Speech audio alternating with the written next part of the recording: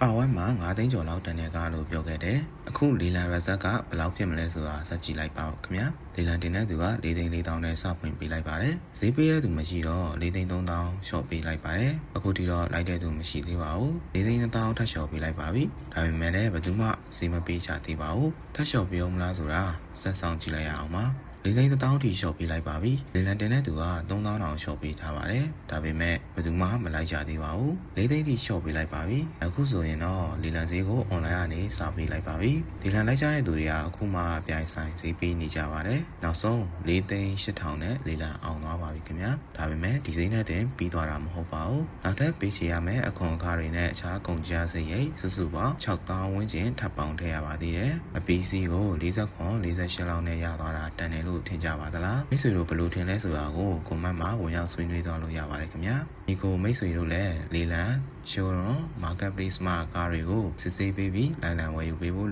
ဝန်ဆောင်မှုလိုအပ်ပါကရှောင်း H Auto ကိုဆက်သွယ်လိုက်ပါခင်ဗျာ